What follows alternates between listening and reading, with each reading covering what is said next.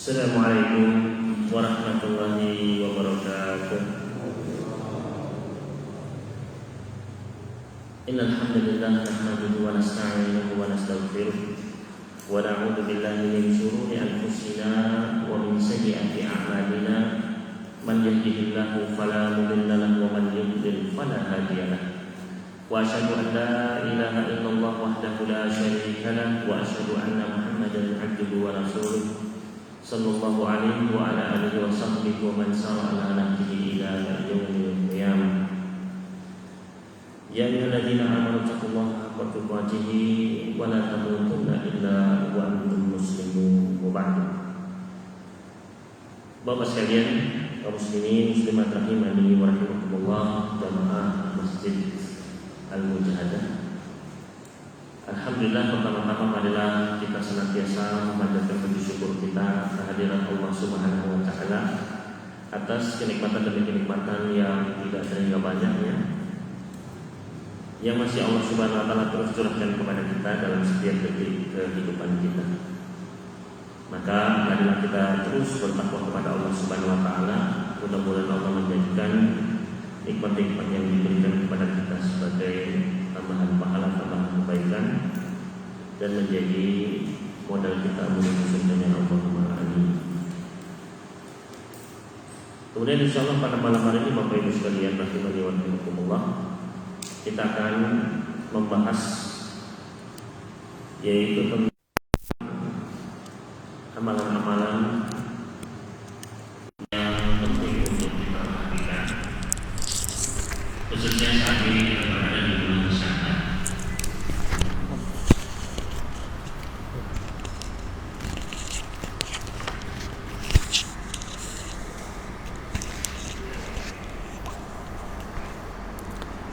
Dan terkhusus di bulan Sya'ban ini tentu saja Bapak Ibu sekalian, amalan-amalan yang kita lakukan di bulan ini, maka hikmah utamanya sebagaimana disebutkan oleh Al-Imam Ibn Rajab Al-Hanbali rahimahullah ta'ala di dalam kitab beliau Lataiful Ma'arif, maka amalan-amalan yang diamalkan pada bulan ini, yang dilaksanakan oleh Nabi Sallallahu Alaihi Wasallam, itu tujuan utamanya adalah untuk mempersiapkan menyambut bulan Ramadan ya.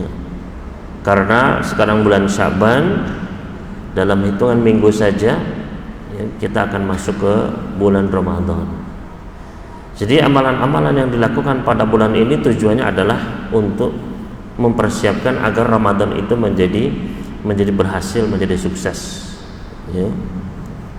Dan memang kita harus benar-benar mempersiapkan hal itu. Nabi Shallallahu Alaihi Wasallam pernah di dalam hadis yang diriwayatkan oleh Imam Ibnu Hibban di dalam Sahih beliau, ketika beliau naik ke mimbar beliau, ya, mimbar beliau itu dari kayu, ada 3 anak tangga. Ketika beliau naik ke tangga pertama, maka beliau mengucapkan amin. Naik ke tangga kedua, kembali beliau mengucapkan amin. Naik tangga ketiga, beliau pun mengucapkan amin 3 kali, Pak. Ya. Maka para sahabat bertanya, ada apa ya Rasulullah? Maka beliau pun menjelaskan, atani Jibril, barusan Jibril datang kepadaku. Faqala, kemudian Jibril berkata, man adraka Ramadan walam yughfar lahu fa'abadahullah faqul amin faqultu amin. Barang siapa yang dia menjumpai bulan Ramadan, kemudian ternyata dia tidak mendapatkan ampunan, semoga Allah menjauhkan dirinya. Ucapkanlah amin, aku pun mengucapkan amin.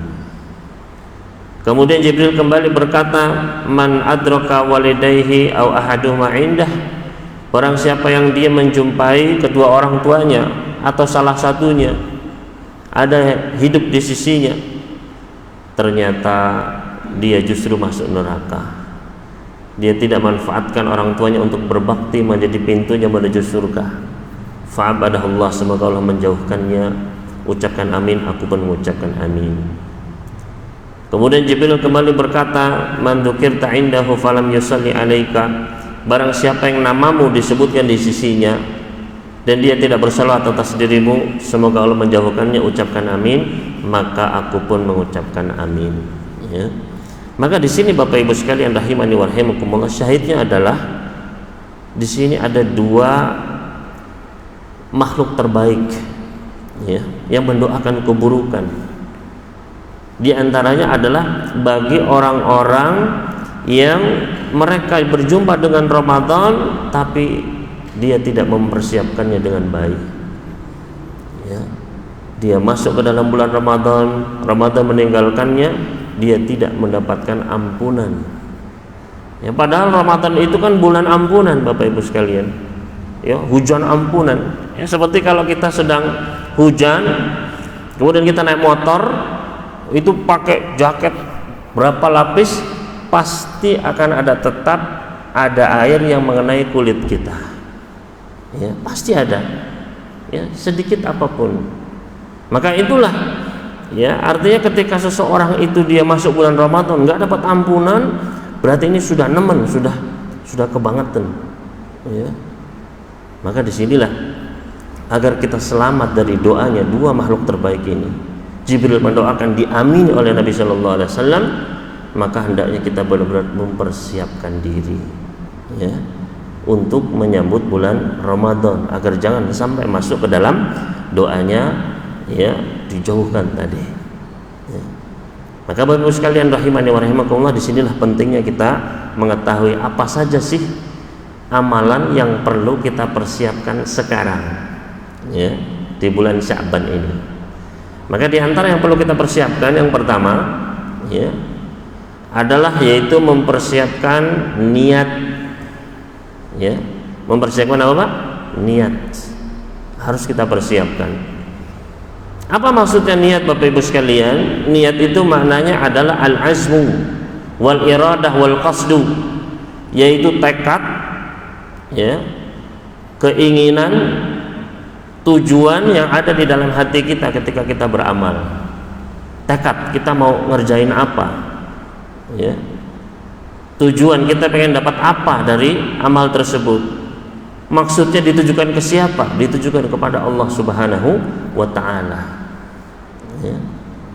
Maka ketika seseorang dia benar-benar niatnya, maka amalan yang dia kerjakan itu akan maksimal, akan optimal, akan terarah ya. Nabi Shallallahu Alaihi Wasallam pernah bersabda, innamal a'malu binniyat, semua amalan itu tergantung dari niatnya. Semua amalan masuk di situ, baik diterima tidaknya amalan tersebut, atau besar kecilnya pahala ya, bisa pahalanya besar atau kecil, atau bahkan nggak dapat pahala, atau bahkan dapat dosa, tergantung dari niatnya ya. Dan juga nikmat tidaknya amalan tersebut, enjoy tidaknya, berat ringannya. Ketika benar-benar niat, maka amalan tersebut jadi ringan, jadi semangat mengerjakannya, bahkan kita menikmatinya. Tapi ketika niatnya itu kurang atau keliru atau salah, maka justru akan malas. Bahkan seseorang bisa jadi tersiksa, terpaksa dia beramal itu asal-asalan ya. Maka di sini pentingnya Bapak Ibu sekalian, yang pertama adalah siapkan niat. Artinya nanti Ramadan kita pengen apa? Dari sekarang kita niatkan Pak ya. Nanti Ramadan saya pengen bisa sholat duha tiap pagi misalnya. Ramadan nanti saya pengen bisa ngasih makan berbuka tiap hari. Nanti saya pengen bisa taraweh tiap malam ya. Jadi dari sekarang kita persiapkan. Nanti kalau seseorang dia sudah meniatkan itu Pak, maka dia pasti akan mengatur, dia pasti akan bersungguh-sungguh di situ, karena dia sudah punya target ya. Misalnya bapak-bapak meniatkan, saya nanti Ramadan pengen khatam Quran 5 kali saja misalnya ya, 5 kali saja. Nah dari situ Pak, ketika bapak-bapak niat 5 kali khatam ya, maka pasti akan ngitung dong, 5 kali, bulan Ramadan ada 30 hari, dibagi 5 berarti 6 hari, berarti setiap 6 hari khatam ya. Setiap 6 hari Al-Quran ada 30 juz, 30 dibagi 6, 5 juz per hari ya. 5 juz per hari kalau dibagi tiap sholat, misalkan 5 waktu, berarti setiap sholat 1 juz dong, ya. Berarti sebelum sholat setengah juz, ba'diyahnya juga setengah juz, khatam 5 kali Pak, ya. Kan jadi kita punya target, plus kita bisa ngejar, oh nanti pas subuh saya bisa lebih banyak nih, bisa lebih dari setengah juz misalnya. Nanti pas dua nyicil buat yang siang, yang sore, akhirnya bisa 6 kali khatam, 7 kali khatam, ya. Bahkan ketika target itu berhasil, tahun depan bisa 10 kali khatam mungkin, ya. Hanya beda Pak kalau sesuatu itu sudah diniatkan, ya. Itu kita benar-benar prepare, benar-benar ready, benar siap. Benar-benar niat ini, makanya kata Nabi innamal a'malu binniyat, semua amalan tergantung niatnya. Kalau niatnya itu benar-benar, ya, itu amalan pasti akan optimal. Nah, dari sini Pak, ya. Dan juga ya, ketika kita berniat, niat itu sudah dihitung pahala sama Allah Subhanahu wa taala. Sebagaimana Nabi alaihi salatu wasallam pernah bersabda, idza hamma 'abdi bisayyi'atin faktubu lahu biha hasanah. Apabila hambaku dia sudah bertekad, berniat, ya, mau mengerjakan suatu kebaikan, baru niat saja Pak, ya, maka kata Allah Subhanahu wa taala kepada para malaikat, tulis baginya 1 kebaikan, padahal baru niat, ya. Itu sudah masuk catatan, sudah tambah pahala kita Bapak Ibu sekalian. Makanya ini sering dilalaikan oleh syaitan. Ya makanya ilmu tentang niat ini luar biasa. Sampai hadis innamal a'malu binniyat itu Bapak Ibu sekalian, itu menjadi hadis ranking 1 di kitab-kitab para ulama, di dalam Sahih Bukhari, kitab Riyadhus Shalihin, Arba'in Nawawi. Coba lihat hadis nomor 1-nya Pak, hadis innamal a'malu binniyat, karena ini penting sekali, ya. Maka kita niatkan, kan nggak rugi nggak Pak kita niat? Enggak, ya, belum mengeluarkan tenaga, belum mengeluarkan harta, enggak, niat saja, ya. Sebenarnya suatu yang enteng, tapi kita dilalaikan oleh syaitan, ya. Maka di sini pentingnya niat. Bahkan Bapak Ibu sekalian, kita ini kan nggak tahu usia kita, umur kita itu apakah nyampe enggak nanti ke bulan Ramadan, kan nggak tahu. Banyak yang ya karena COVID-19 banyak yang meninggal, ya. Sama saja tua muda banyak, ya. Nah, disinilah pentingnya niat, ya, pentingnya niat. Kenapa? Karena bisa jadi ketika seseorang berniat Bapak Ibu sekalian, ya, Bapak Ibu sudah niat, ternyata tidak berhasil melaksanakannya karena suatu uzur. Ya, sudah niat ternyata nggak dilaksanakan karena suatu udzur, karena suatu sebab, termasuk karena meninggal misalnya, ya, maka bisa jadi niatan itu sudah dicatat sama Allah berpahala full sesuai dengan apa yang kita niatkan, ya. Sebagaimana di antara dalilnya hadis diriwayatkan oleh Imam Ibnu Majah, Tirmidzi dan yang lainnya, kata Nabi sallallahu alaihi wasallam, man ata firasyahu wa huwa yanwi an yakuma li yusalli minal laili faghalabatu aina hatta yusbiha. Kata Nabi sallallahu, barang siapa yang dia berangkat menuju tempat tidurnya, mau tidur, ya, malam-malam bapak-bapak kita mau tidur, ternyata apa? Wa huwa yanwi, dia berniat Pak, ya, niat dia, ya, niat itu di dalam hati, ya. Dia berniat dalam hatinya, dia ingin bangun di malam hari untuk melaksanakan sholat malam. Ya Allah, nanti malam saya pengen bangun, pengen sholat tahajud 11 rakaat. Ya, dia niatkan itu Pak. Ternyata apa yang terjadi? Faghalabatu aina hatta sampai subuh matanya mengalahkan dirinya, nggak bangun Pak. Itu adzan, ya, dia baru bangun. Sudah nggak bisa sholat malam, sudah habis waktunya, lewat. Ya. Apa yang terjadi? Kata Nabi alaihissalatu wassalam, kutiba lahu misla ma nawa wa kana naumuhu shadaqatan min rabbih. Ditulis untuknya pahala seperti apa yang dia niatkan.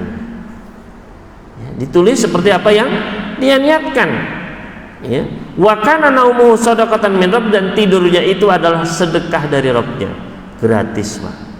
Ya. Dia tidur ngorok ngiler, ya. Tapi dicatat bangun malam 11 rakaat. Gara-gara apa? Gara-gara niatnya Pak. Ya. Hanya begitu pula sekarang kita niatkan Ramadan, saya pengen ini ya Allah, mudah-mudahan bisa nanti ya Allah. Ya. Apa salahnya? Ya.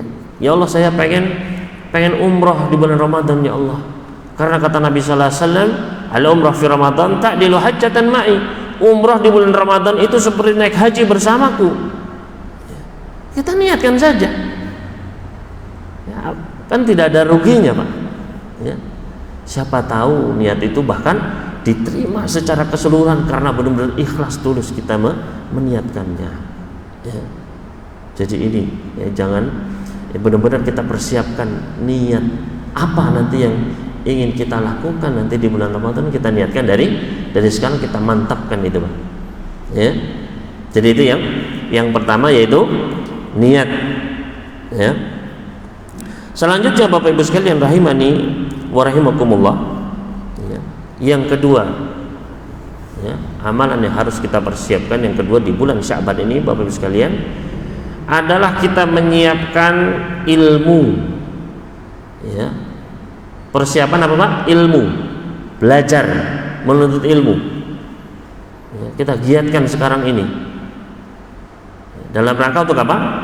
Untuk ya mengilmui nanti puasa di bulan Ramadan. Ya kan butuh ilmunya.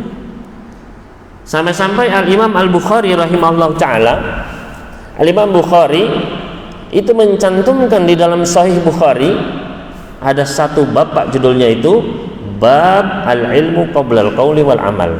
Bab berilmu dulu sebelum berucap dan beramal. Ya. Bab berilmu sebelum berkata dan berbuat. Jadi ya harus ilmu dulu. Kemudian Imam Bukhari membawakan banyak sekali dalil Pak. Ya. Di antaranya di dalam Al-Qur'anul Karim, Al-Quran surat Muhammad surat ke-47 ayat ke-19. Ya. Dicatat saja nggak apa-apa. Surat Muhammad surat 47 ayat 19. Ya. Maka ini dalil apa? Dalil mendahulukan ilmu sebelum beramal. Ya. Apa kata Allah Subhanahu wa taala di situ? Allah Subhanahu wa taala berfirman, fa'lam annahu la ilaha illallah wastaghfir lidzanbik.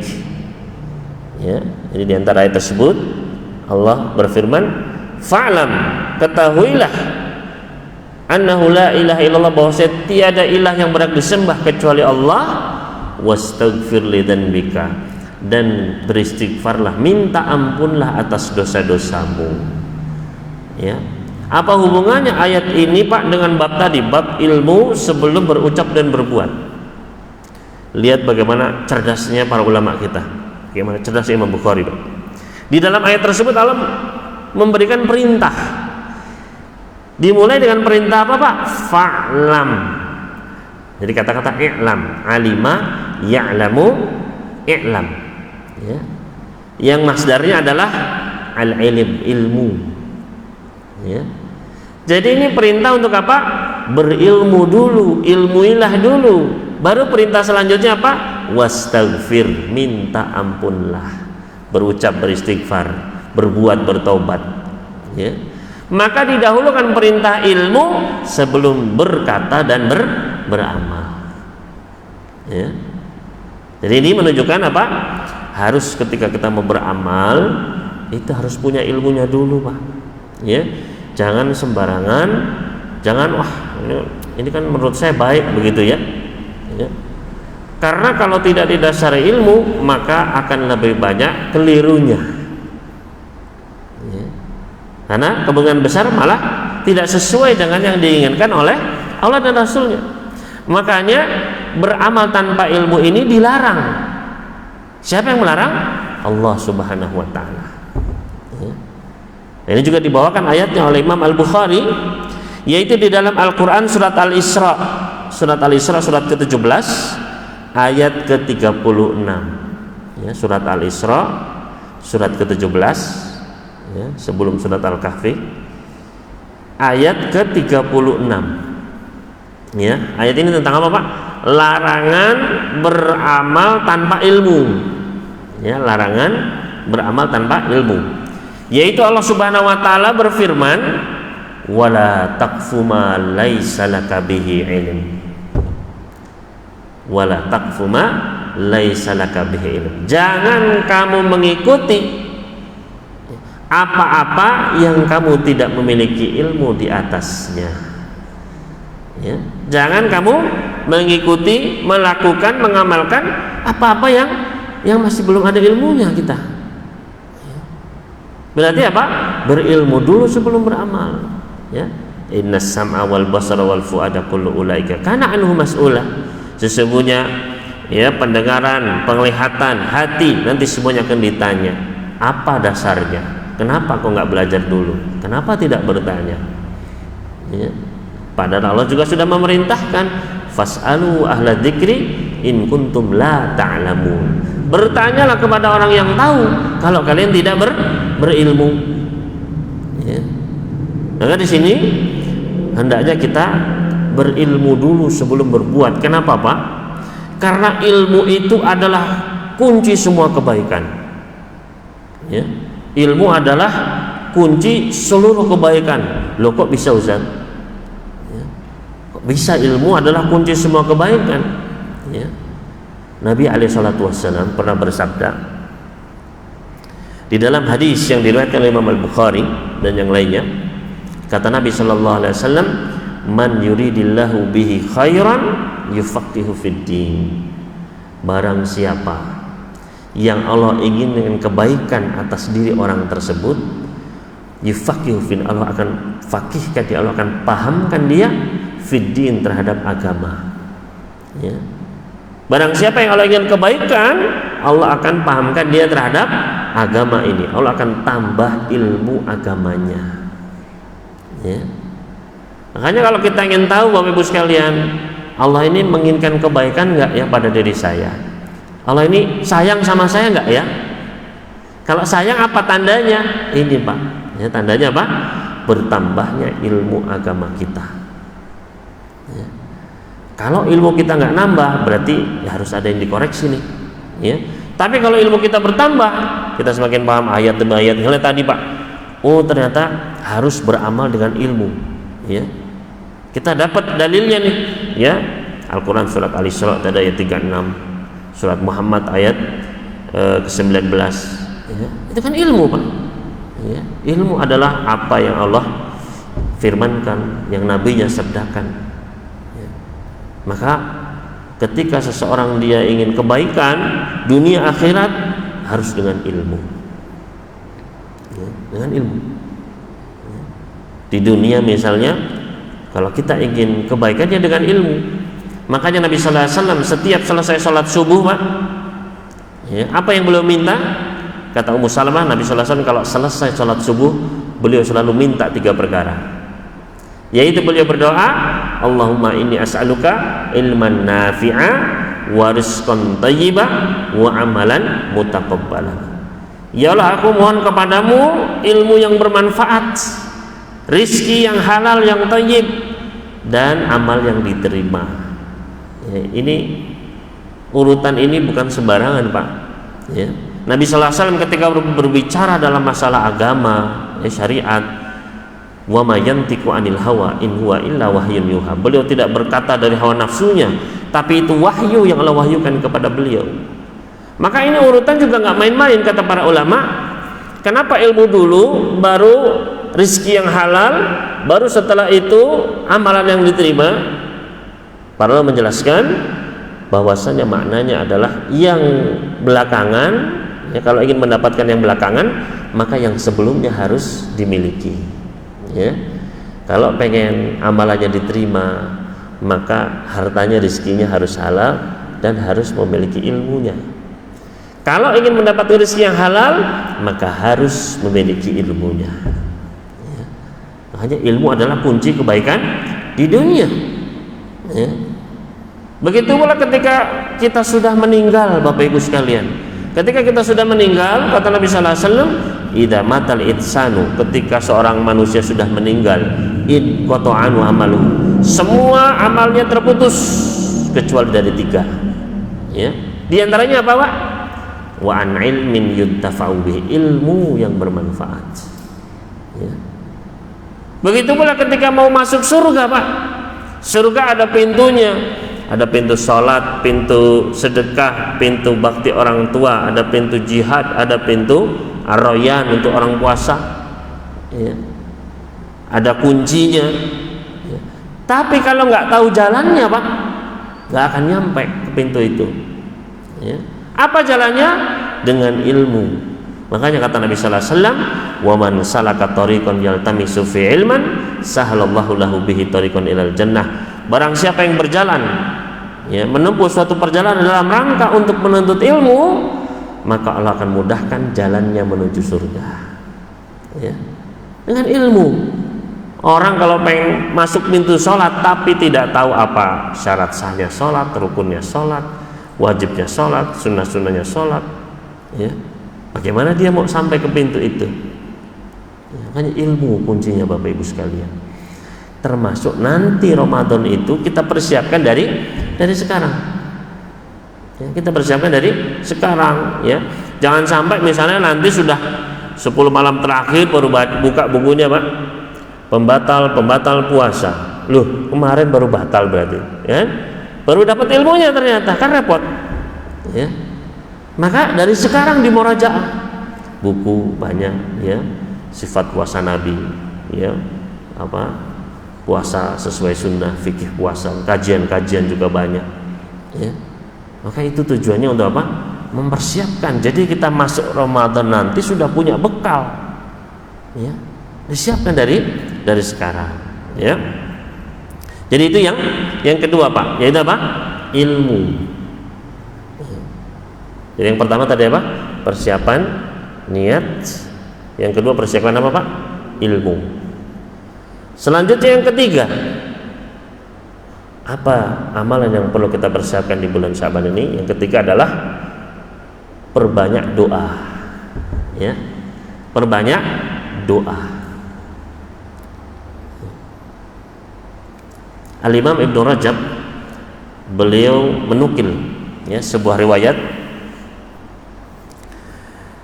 yaitu bahwasannya dahulu para sahabat, para tabi'in, orang-orang soleh dahulu, Pak, ya, kanu yad'una Allah Ta'ala sittata asyurin an yuballighahum Ramadan.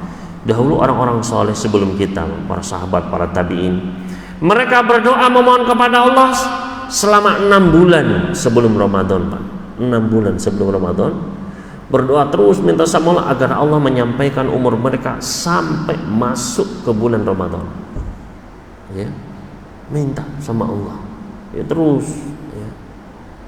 Ya kalau kita sekarang baru mulai, ya hitungannya terlambat kalau dibanding mereka dahulu, Pak, ya. Tapi insya Allah tidak ada kata terlambat, ya, kita mulai dari sekarang, Pak, ya. Apalagi kita nggak tahu sekarang, ya, banyak penyakit lain sebagainya, kita nggak tahu usia kita, Pak. Berdoa minta sama Allah, ya, agar, ya, diberikan kemudahan nanti di bulan Ramadan, ya, agar bisa mengisinya dengan kebaikan-kebaikan, agar bisa lebih baik, ya, agar mendapatkan malam Lailatul Qadar, diampuni seluruh dosa, dibebaskan dari api neraka. Dari sekarang kita bersiap doa, minta, ya, agar, ya, kita berdoa pun sudah jadi pahala, terus suruh pahala. Nanti ketika bulan Ramadan dikabulkan sama Allah Subhanahu wa Ta'ala. Betapa nikmatnya itu, Pak, ya. Tapi kalau nggak dipersiapkan, Pak, ya sudah lewat. Dan kebanyakan manusia seperti itu, Pak, lalai karena tidak punya ilmunya, tidak diniatkan, dan nggak berdoa, lalai dari berdoa, ya. Maka ini mari kita persiapkan, ya. Maka Al-Imam Yahya Ibn Katsir, ya, beliau pernah menyebutkan di antara doa-doa yang dibaca oleh orang-orang soleh dulu adalah Allahumma sallimni ila Ramadan wa sallim li Ramadan wa tasallamhu minni mutaqabbala, ya. Allahumma sallimni ila Ramadan, ya Allah, selamatkanlah aku berjumpa sampai Ramadan, ya. Wasallim li Ramadan, dan datangkanlah Ramadan kepadaku, ya. Watasallam minni mutaqabbala, dan terimalah semua amal-amalku nanti di bulan Ramadan, ya, lengkap. Jadi ya, intinya adalah perbanyak doa, Pak, minta sama Allah, ya, dalam sujud kita, ya, dalam aktivitas kita, sedang jalan, sedang nyetir, sedang ya kerja, minta, ya Allah, kemudian sampai bulan Ramadan, ya Allah, ketemu belum dapat Lailatul Qadar, ya Allah, ya, doa dari sekarang. Termasuk tadi yang sudah ditargetkan, Pak, ya Allah, saya pengen khatam Al-Quran, ya Allah, ya, ya 5 kali saja, ya Allah, ya, doa, ya. Kemudian selanjutnya yang keempat, Bapak Ibu sekalian, ya, yang perlu kita persiapkan, yaitu adalah bertaubat dari segala dosa dan maksiat. Bertaubat dari segala dosa dan maksiat, ya. Kenapa, Bapak Ibu sekalian? Ya. Karena dosa-dosa itu bisa berpengaruh pada semangat kita, bisa berpengaruh pada tubuh kita, ya, bisa mempengaruhi ibadah kita. Makanya Abdullah bin Mas'ud radhiyallahu ta'ala anhu pernah ditanya, beliau pernah ditanya, mastata'na qiyamal lail, wahai Ibnu Mas'ud, kami kok nggak bisa bangun malam, ya, mau bangun malam, mau tahajud berat, susah, ya, sudah bangun tidur lagi, ya, sudah tidur bablas, ya. Maka ini kenapa nih?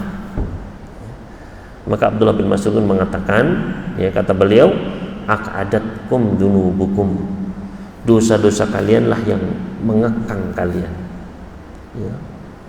Para salaf dahulu juga ditanya juga, seperti ya Fudail bin Iyad, Hasan al-Basri, semuanya sama jawabannya, Pak, kok kita nggak bisa bangun malam, ya? Mereka menjawab, qayadatkum khatayakum, ya, dosa-dosa kalianlah yang menjerat kalian, yang mengikat, membelenggu kalian, ya. Bahkan di antara para salaf dahulu pernah mengatakan, adnabtu dzanban, saya pernah berbuat satu dosa, fahurrimtu qiyamal laili sittata asyhur, maka saya gara-gara satu dosa tersebut saya nggak bisa bangun malam selama 6 bulan. Bayangkan, Pak, 6 bulan nggak bisa tahajud, ya. Nah, kalau kita sekarang masih terus bermaksiat, terus gimana nasib Ramadan kita nanti, ya? Makanya benar-benar harus di stop, ya, dosa demi dosa terus dilatih, dikurangi, ya, taubat, ya. Kalau bisa taubat yang nasuh, taubatan nasuha. Apa itu taubatan nasuha? Yaitu taubat yang tidak kembali kepada dosa itu, ya. Itu benar-benar taubat yang nasuh, sungguh-sungguh, ya. Maka kita berusaha, Pak, berhenti dari dosa-dosa, khususnya dosa-dosa besar, harus stop, ya. Kenapa? Karena dosa besar itu, Pak, Ramadan sendiri nggak bisa menghapus dosa itu, ya. Ramadan itu nggak bisa menghapus dosa itu, ya. Dosa besar itu nggak bisa dihapus. Kata siapa? Kata Nabi Shallallahu Alaihi Wasallam, ya. Di dalam hadis riwayat Bukhari dan yang lainnya, kata Nabi Sallallahu Alaihi Wasallam, as-salawatul khamsu wal jumu'atu ilal jumu'ah wa Ramadan ila Ramadan mukaffiratun lima bainahunna, ya. Salat yang 5 waktu, dari subuh ke duhur, asar, maghrib, isya, itu bisa menghapuskan dosa-dosa di antaranya, Pak. Tadi maghrib ke isya itu, Pak, itu gara-gara salat isya dosa-dosa dihapus, seret, begitu, Pak, ya. Wal jumu'atu ila Jumat ke Jumat, salat Jumat yang lalu, ya, nanti salat Jumat lagi dihapuskan itu, Pak, ya, di antara keduanya. Termasuk Ramadan ke Ramadan lagi, Ramadan yang lalu sampai Ramadan. Makanya kita menambahkan, mudah-mudahan ketemu Ramadan lagi biar dosa-dosa ini seret, begitu, ya. Tapi apa kata Nabi Sallallahu Alaihi Wasallam? Majtunibatil kabair, selama dosa-dosa besar dijauhi, ya. Berarti apa mafhumnya? Mafhumnya bahwasanya dosa besar itu nggak bisa dihapus sama sholat 5 waktu, ya, Jumat, Ramadan, ya. Karena penghapus dosa ini kan, amal-amal sholat bisa menghapuskan, Bapak wudhu kan dosa, ya seiring dengan tetesan terakhir, begitu kan. Tapi itu kata para ulama itu dosa-dosa yang kecil-kecil, ya. Memang kata Imam Nawawi dosa besar pun bisa, tapi sedikit-dikit saja Pak, cuman di geripilannya aja dikit-dikit saja, nggak bisa menghapuskan semuanya, nggak bisa, ya. Harus ada penghapus khusus, ya. Apa itu Pak? Yaitu at-taubah, tobat, ya. Baru dosa besar itu bisa dihapus, ya. Apa sih itu dosa besar Pak? Ya. Dosa besar adalah kata Imam Az-Zahabi yaitu dosa-dosa yang ada ketetapan hukumannya di dunia, ya, ada ketetapan hukuman di dunia atau ada ancaman nanti di akhirat. Ada ketetapan hukuman di dunia seperti misalnya mencuri, ya, ada, ya, as-sariqu was-sariqatu faqta'u aydiyahuma, ya, pencuri laki-laki potonglah kedua tangannya, ya. Begitu pula misalnya zina, ada hukumannya ketetapannya di dalam Al-Quran ataupun dalam Sunnah, maka itu dosa besar. Begitu pula dosa-dosa yang ada ancamannya, ancaman misalnya adab kubur, ya, ancaman misalnya nanti dilaknat sama Allah, ya, nggak akan dilihat sama Allah, ancaman akan dicelupkan ke neraka, ya, akan diadab dengan besi panas, ada yang digigit dengan ular, ada yang macam-macam, ya. Nah, kalau ada ancamannya Pak, berarti itu dosa besar, itu, ya. Nah, maka dosa-dosa besar ini harus kita jauhi, ya, harus kita jauhi, ya, kita taubati Pak, ya. Maka Imam An-Nawawi memberikan 3 syarat diterimanya taubat.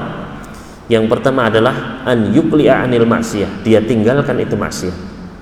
Misalnya sekarang masih bermaksiat, maka dia harus tinggalkan itu. Yang kedua an yandam 'alaiha, dia sesali itu dosa, minta ampun benar-benar sama Allah, ya. Dan yang ketiga adalah wa an ya'zima alla ya'uda ilai, dia bertekad untuk tidak kembali mengulanginya, ya. Itu 3 syarat diterimanya taubat: meninggalkan, menyesali, dan bertekad untuk tidak mengulangi, ya. Kalau dosanya itu ada kaitannya sama hak orang lain, ya, kehormatan orang lain kita jatuhkan, atau hartanya kita ambil, atau apa misalnya yang kaitan dengan hak orang lain, maka harus dikembalikan haknya atau harus menghalalkannya. Kalau enggak nanti dituntut di hari kiamat, ya, dituntut. Maka, ya, nah ini bahayanya kemaksiatan, ya, karena dia bisa menyulitkan seseorang dari beribadah, ya. Jadi ini yang keberapa tadi Pak? Yang keempat, ya. Yang pertama persiapkan apa tadi Pak? Niat, kemudian persiapkan ilmu, ketiga perbanyak doa, yang keempat taubat dari segala maksiat, ya.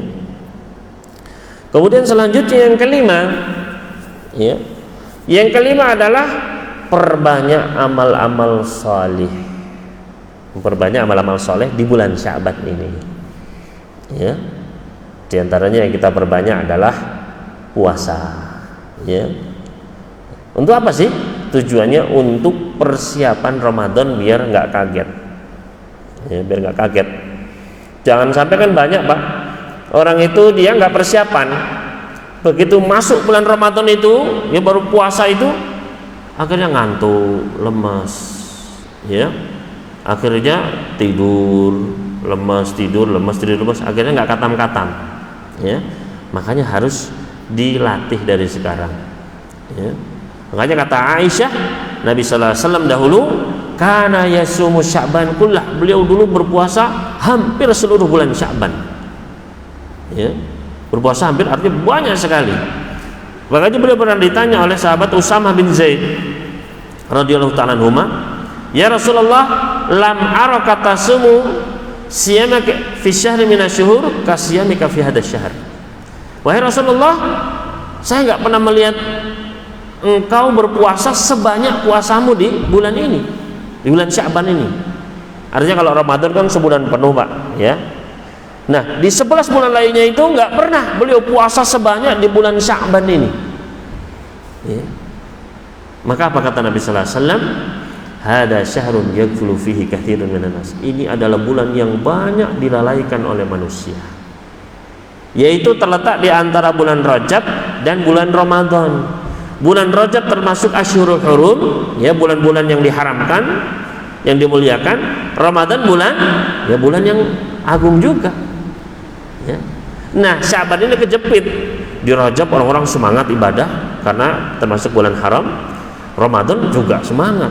Nah, Sya'ban ini kecepet di tengah, banyak orang lemes di situ, ya. Dan kata Nabi sallallahu alaihi wasallam, di bulan Sya'ban inilah amal-amal itu diangkat, ditampakkan ke hadapan Allah Subhanahu wa taala. Maka saya ingin ketika amal saya ditampakkan di hadapan Allah, saya dalam keadaan berpuasa, gitu, ya.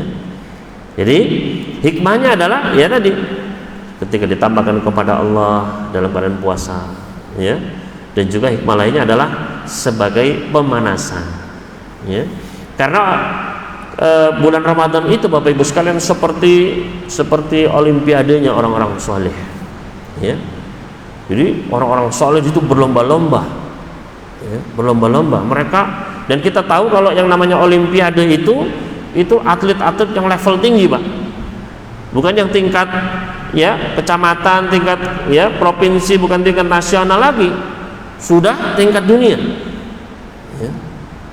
Maka ketika mereka di sana masuk bulan Ramadan itu, mereka berlomba-lomba mendapatkan medali ketakwaan dari Allah Subhanahu wa taala, ya. Nah, kalau kita nggak pakai persiapan, ya kita jadi penggembira saja, Pak, ya. Nah, kita berusaha juga, ya. Dan kita tahu ketika seseorang itu mau masuk perlombaan, ya, atlet itu mau masuk olimpiade itu, Pak, pasti akan dia latihan, ya, terkadang setahun penuh berlatih hanya untuk olimpiade itu. Misalnya pelari atletik 100 meter, ya, maka tiap hari dia berlatih, menghitung berapa detik, ya, lebih cepat lagi apa rekor dunia sudah dipecahkan, begitu kan, ya. Nah, kita bisa bayangkan kalau atlet olimpiade, sebelum olimpiade, sebulan sebelumnya kerjanya makan tidur terus, Pak, ya. Begitu pas mulai pertandingan, prit, ya, apa yang terjadi, Pak? Jungkel langsung, ya, karena tidak persiapan, ya, langsung kram dia, wah, langsung cedera, ya.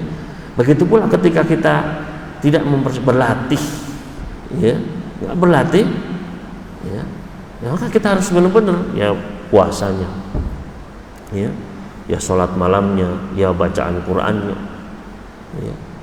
Karena itu papan atas semua, Pak, nanti mereka yang sudah benar-benar levelnya tinggi, ya. Maka di sini hendaknya kita bersiap-siap, ya. Jadi dari sekarang kalau bisa Bapak-bapak, ya, mulai latihan puasa, ya. Kalau bisa puasa Daud, sehari puasa, sehari puasa, itu bagus, ya.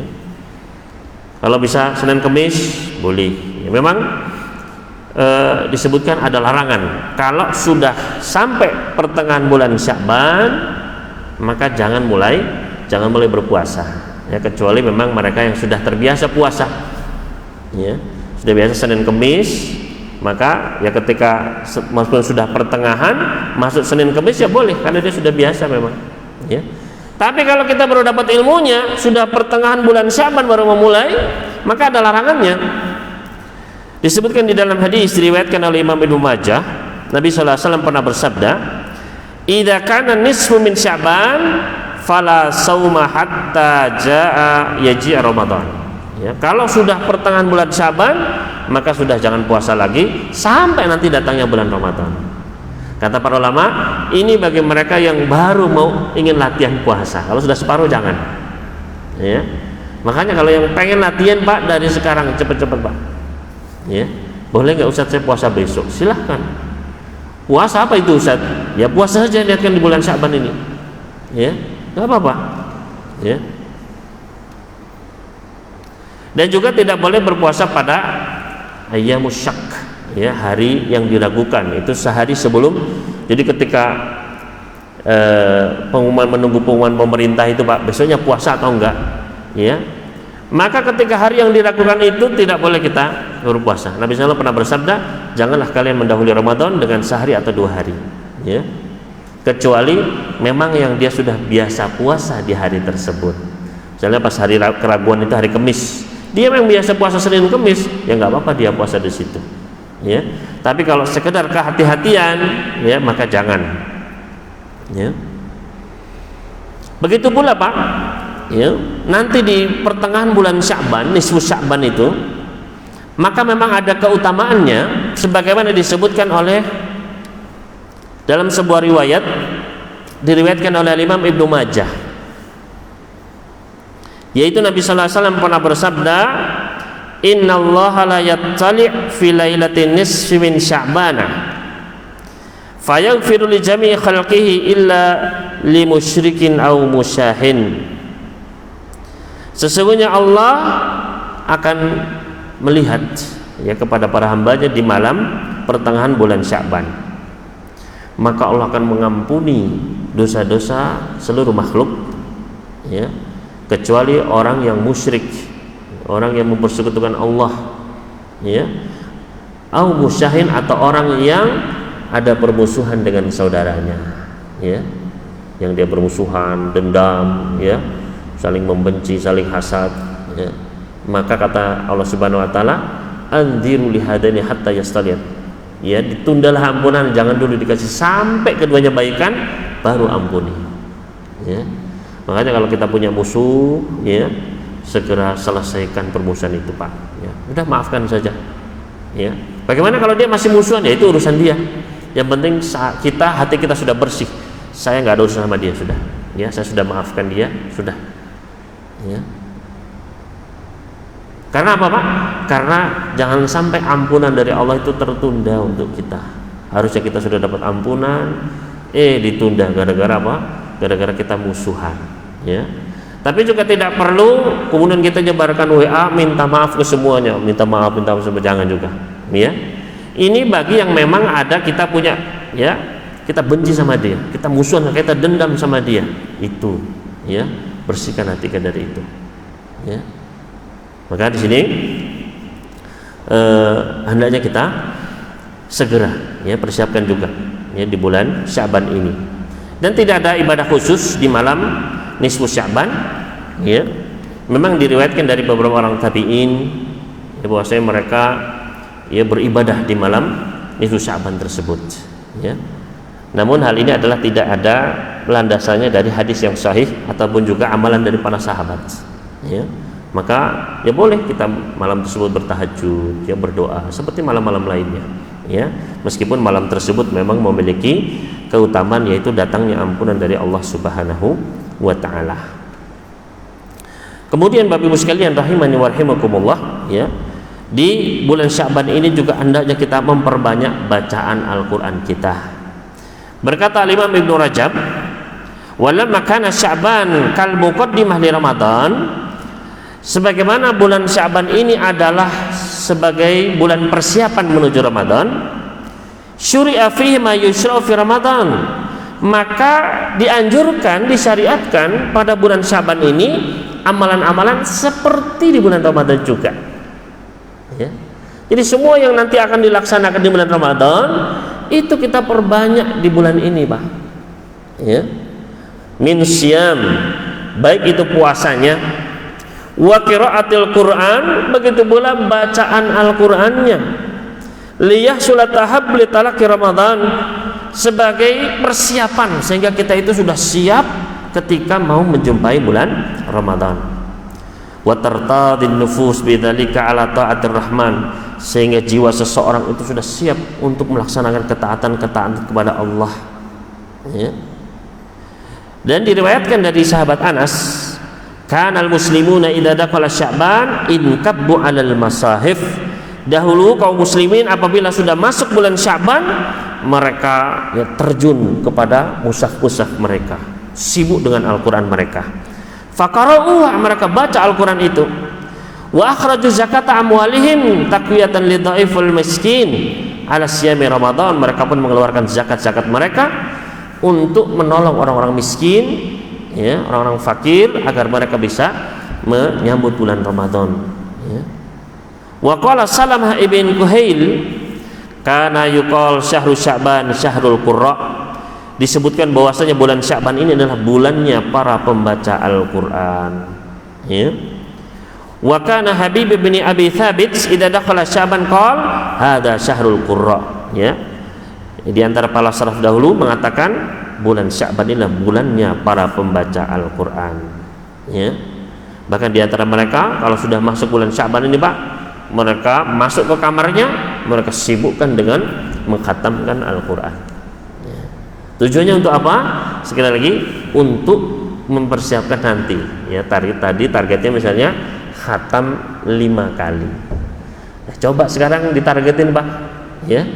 Ini tinggal sisa berapa hari lagi nih, ya.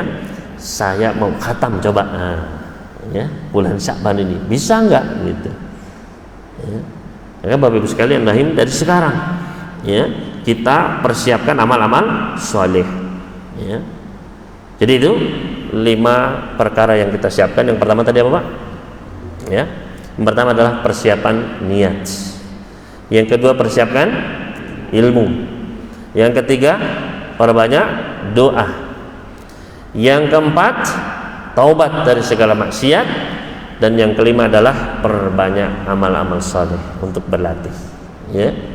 Dan juga ada yang perlu saya ingatkan di sini, yaitu bagi mereka yang masih punya hutang, ya, yang masih punya hutang puasa, khususnya ibu-ibu, ya, segera dibayar, ya. Gak apa-apa.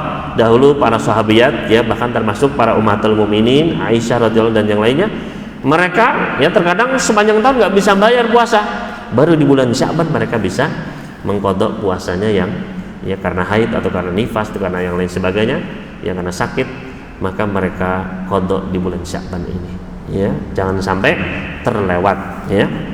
Ini mungkin yang bisa kami sampaikan Bapak Ibu sekalian rahimani wa rahimakumullah mengenai amalan-amalan di bulan Sya'ban ini yang harus kita persiapkan, ya. Mudah-mudahan kita bisa mengamalkannya dan mempersiapkan dengan sebaik-baiknya, sehingga nanti ketika di bulan Ramadan kita sudah benar-benar siap, ya, dan mendapatkan amal-amal soleh yang maksimal.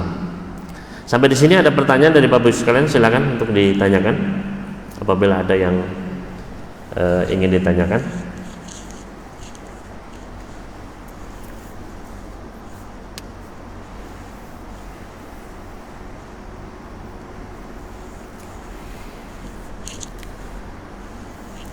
Silakan Bapak.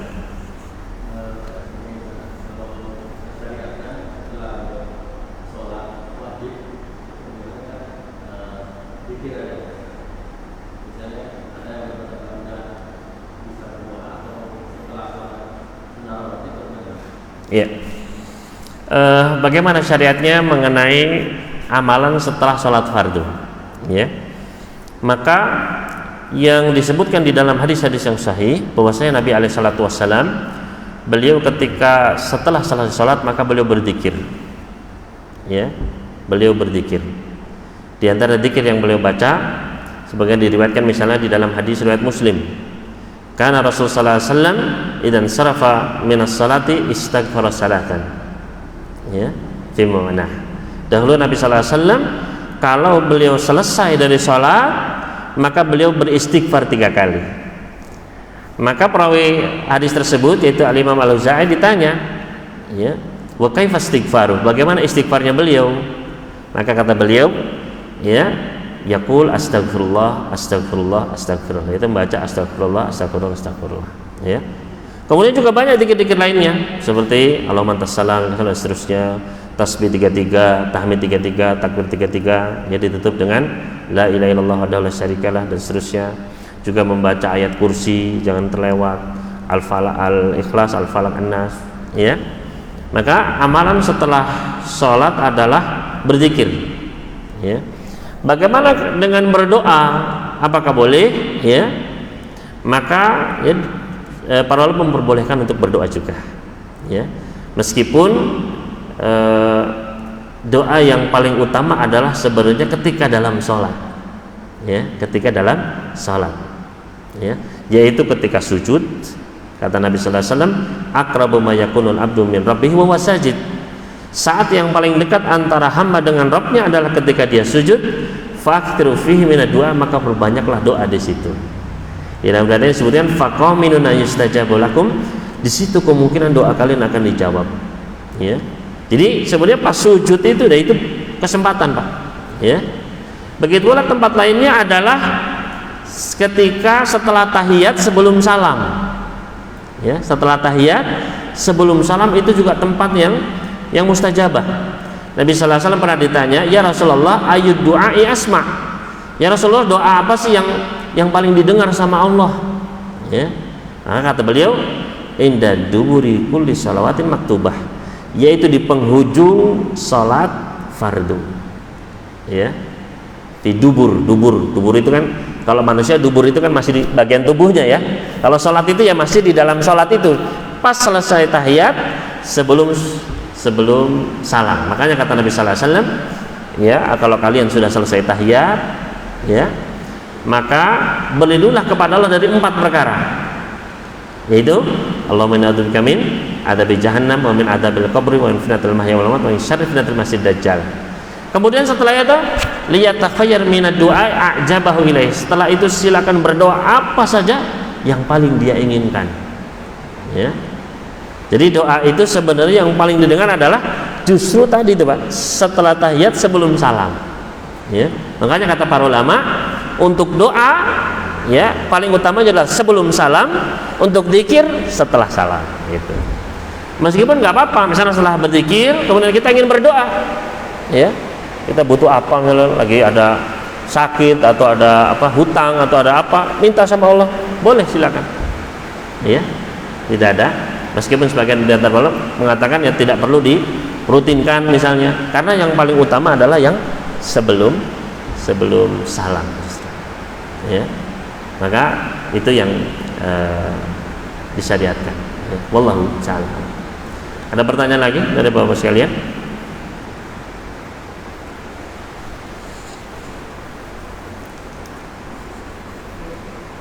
Cukup ya? Baik, kita cukupkan pertemuan kita pada malam hari ini. Mudah-mudahan apa yang kita laksanakan pada malam hari ini mendapatkan ridho dari Allah Subhanahu wa taala, dan mudah-mudahan Allah Subhanahu wa taala memanjangkan umur kita sehingga bisa berjumpa dengan bulan Ramadan dan memberikan taufiknya sehingga kita bisa beramal soleh, mendapatkan ampunan, mendapatkan pembebasan dari api neraka, dan juga mendapatkan malam Lailatul Qadar. Dan mudah-mudahan Allah Subhanahu wa taala sebagaimana telah mengumpulkan kita pada malam hari ini di tempat ini, mudah-mudahan nanti juga kita berkumpul lagi di surganya Allah Subhanahu wa taala. Allahumma amin. Wassallallahu ala nabiyina Muhammadin wasallama ala al-mursalin walhamdulillahi rabbil alamin. Wassalamualaikum warahmatullahi wabarakatuh.